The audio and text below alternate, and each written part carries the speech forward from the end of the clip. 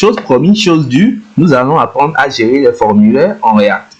Comment est-ce que ça se passe? Comme en HTML classique, tout d'abord, nous créons notre champ de saisie, c'est-à-dire notre balise input. Donc, nous venons à la ligne, nous mettons notre input et nous avons un input de type test. Merci GitHub Copilot.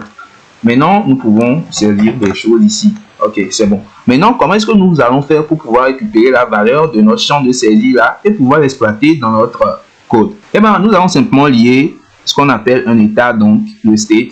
Donc, nous créons un state comme cela, const data, set data, new, comme ça. C'est bon. Maintenant, nous le mettons comme valeur de défaut, un string, une chaîne de caractères vide. Donc, qu'est-ce que nous faisons? Lorsque nous venons au niveau de notre champ input, nous lui lions sa value à data. Donc, cela voudrait dire que tout ce qui va être saisi directement dans le champ input doit être au fait lié à data. Donc, notre champ input, son affichage au fait va être lié à cette variable là qui est data. Donc tout ce qui est, c'est au fait ce qui est dans data qui doit être affiché dans notre champ input. Je vais vous faire un exemple un petit peu rapide. Je mets salut comme ça par défaut et nous allons voir que notre champ de saisie contient au fait le salut. Ce qui est normal parce que nous avons lié le data aux valeurs du champ de saisie. Maintenant, qu'est-ce que nous allons faire? Nous allons essayer de modifier cela.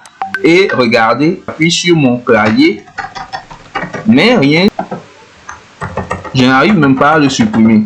Ce qui est normal parce que nous avons simplement lié notre champ input, donc la valeur de notre champ input là, nous avons lié sa valeur à l'état que nous avons créé. Et donc, une fois que l'état lui ne change pas, la valeur lui aussi ne change pas. C'est ce qui est un peu compliqué à comprendre lorsqu'on débute en React.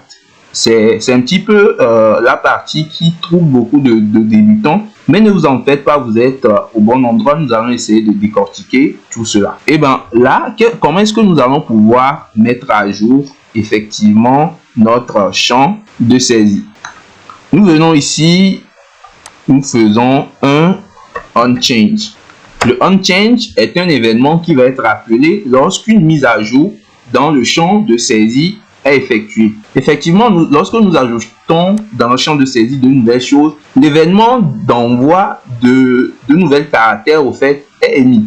Mais vu que la valeur lui ne change pas parce que la valeur est constante ici, ce qui rend la tâche à input un petit peu délicate. Donc, nous allons appeler notre onChange qui est un événement et nous allons lui lier directement, merci GitHub Copilot encore une fois, un set d'état de i.target.value. Alors, le set d'état là, c'est au fait, comme nous l'avons expliqué dans le chapitre consacré à l'état, c'est le setter de l'état là. Donc, nous allons pouvoir venir mettre à jour la valeur data là directement avec le i.target.value qui est directement la nouvelle valeur du champ de saisie qui a été constatée lorsque nous avons appuyé sur notre touche de clavier. Je ne sais pas si vous comprenez très bien.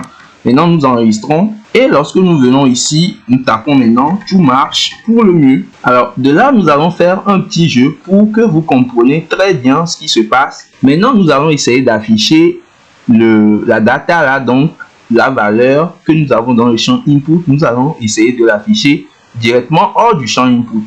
Donc, nous venons ici, nous ouvrons notre petit critère, nous mettons un data dedans. Regardez ce qui va se passer. Lorsque nous enregistrons, nous avons un data à côté. Maintenant, essayons de mettre à jour ce qui est dans le champ de saisie.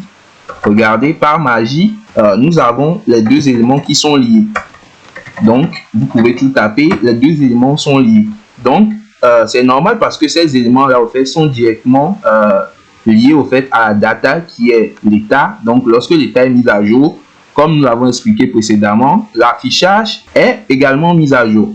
Si vous avez appris quelque chose lors de cette vidéo, surtout, laissez un petit pouce bleu, abonnez-vous pour ne pas rater les prochaines vidéos. Et je vous dis à la prochaine, c'était Tout Puissant G. Allez, ciao!